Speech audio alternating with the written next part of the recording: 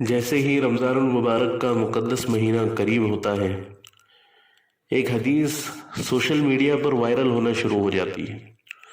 جس میں یہ بتایا جاتا ہے کہ نبی صلی اللہ علیہ وسلم نے فرمایا کہ جو شخص کسی مسلمان کو رمضان المبارک کے آنے کی خبر سب سے پہلے دیں گا، اللہ تعالیٰ اسے جہنم کے عذاب سے بری فرما دیں گے۔ تو محترم عزیزو، یہ حدیث دراصل موضوع ہے، من گھڑت ہے، نہ اس کی کوئی سند ہے، نہ اس حدیث کی کوئی حقیقت ہے۔ لیکن عام طور سے یہ دیکھا جاتا ہے کہ سادہ لوح مسلمان اس حدیث کو صحیح سمجھ کر لوگوں میں پھیلانا شروع کر دیتے ہیں، یہاں تک کہ یہ باتیں لاکھوں لوگوں تک پہنچ جاتی۔ اللہ کے نبی صلی اللہ علیہ وسلم نے فرمایا کہ من کذب علی متعمدا فلیتبوأ مقعدہ من النار، کہ جو شخص جان بوجھ کر میری طرف جھوٹی بات منسوب کرے تو وہ اپنا ٹھکانہ جہنم میں بنا لے۔ تو کسی بات کو نبی صلی اللہ علیہ وسلم کی طرف منسوب کرنا بہت بڑا گناہ ہے،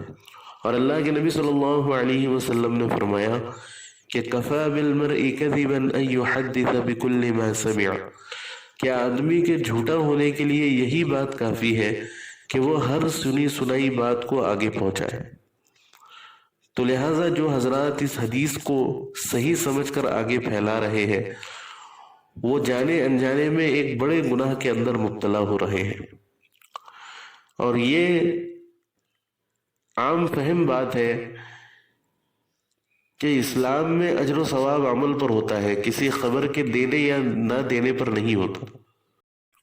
تو لہٰذا آپ تمام بھائیوں سے گزارش ہے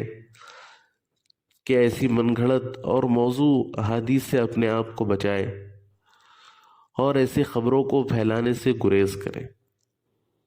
اور اسلامی اعتبار سے جب بھی کوئی خبر ہمارے پاس آئے تو سب سے پہلے اس کی تحقیق کر لے کہ یہ بات درست ہے یا نہیں۔ اگر درست ہو تو ہی اس کو آگے شیئر کیا جائے، اور اگر درست نہ ہو تو اس کو شیئر کرنے سے بچا جائے۔ آپ سے گزارش ہے کہ اس ویڈیو کو زیادہ سے زیادہ پھیلائیں تاکہ ہر مسلمان آگاہ ہو سکے، اور کمنٹ باکس میں اپنی رائے ضرور لکھیں۔ السلام علیکم ورحمۃ اللہ وبرکاتہ۔